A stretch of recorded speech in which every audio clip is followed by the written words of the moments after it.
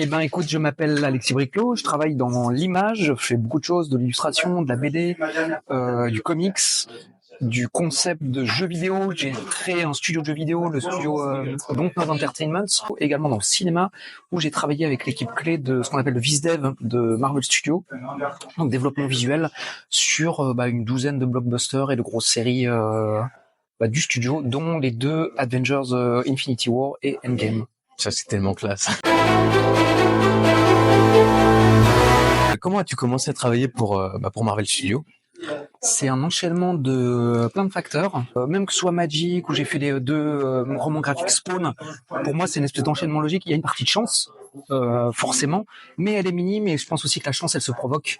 Donc c'est une sorte de dynamique dans laquelle je me suis mis. Et du coup, tu vois, j'ai travaillé dans l'illustration, comics. Donc il y a des gens de chez Marvel Comics qui me connaissent. Tu vois, les Marvel Comics et la partie cinéma, ils sont complètement dissociés. C'est pas du tout les mêmes personnes, c'est pas les mêmes écosystèmes. Il y a un peu de porosité, tu vois, forcément, il y a des discussions à haut niveau, mais ça reste quand même deux structures qui sont vraiment séparées. Par contre, le fait d'avoir fait des couvertures de comics, ça fait que j'ai un petit pied dans la compagnie, que je connais aussi l'univers Marvel. Il y a des gens qui me connaissaient par le biais de workshops internationaux auxquels j'avais participé. Je pense à Sibi Cibulski, qui était pendant très longtemps le rédacteur en chef de Marvel, et il m'avait recommandé sur un boulot parce qu'on s'était vu en Allemagne. Enfin bref, ça c'est un enchaînement de plein de petites choses. Il y a une partie de travail relationnel, mais j'aime bien aussi ce terme de dynamique exponentielle. Mais du coup, je me dis que si je fais une pièce ou un travail qui a des qualités, il va être vu par d'autres personnes et on va sans doute me rappeler après.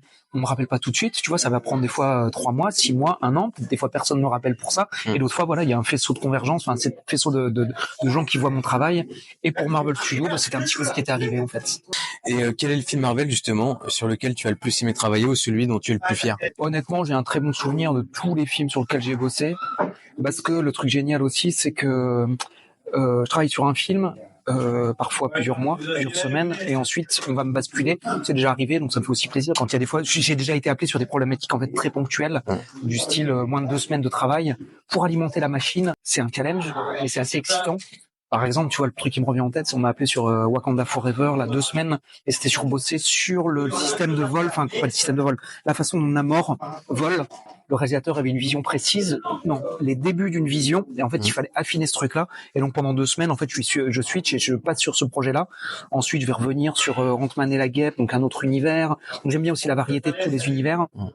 Et peut-être qu'un des plus gros trucs que j'ai fait pour Marvel Studios, c'est le développement des combinaisons de voyage dans le temps, time travel suits, là, des Avengers dans Endgame. Dans Endgame. Voilà. Ouais, chouette. Là, toute l'équipe a commencé à bosser dessus. Ensuite, on n'était que 2 à garder la main, donc à travailler dessus.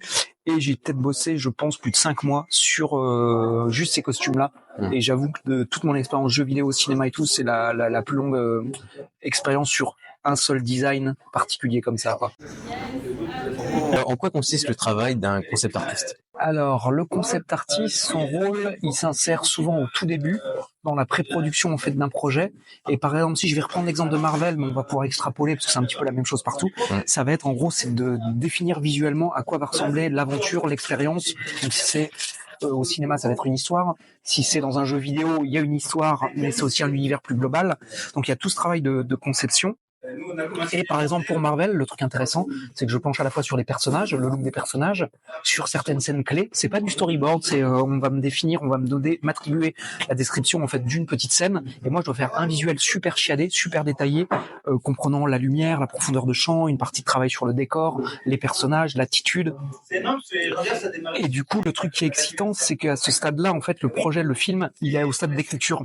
Il existe que sous forme de mots. Il n'y a pas d'image, donc moi ce que je vais produire, ou notre équipe, ça va être la première incarnation visuelle du film. L'objectif c'est de créer des images en fait qui restituent, qui donnent un petit peu l'idée de ce à quoi le film pourrait ressembler au final, ce à quoi cette séquence-là elle pourrait ressembler, alors que rien n'a été fait, on est au tout début. Donc ça du coup, encore une fois, il y a beaucoup de choses qui vont passer à la poubelle, ça fait partie du process, c'est un support sur lequel vont rebondir tous les corps de métier, le réalisateur, les producteurs, s'ils aiment ou pas, s'ils aiment ils vont absorber le truc, et on va continuer dans la lignée. C'est aussi un visuel parfois qui va circuler, qui va être donné en fait au studio de VFX, d'effets spéciaux qui vont travailler sur la séquence après, si elle a été conservée dans le scénario.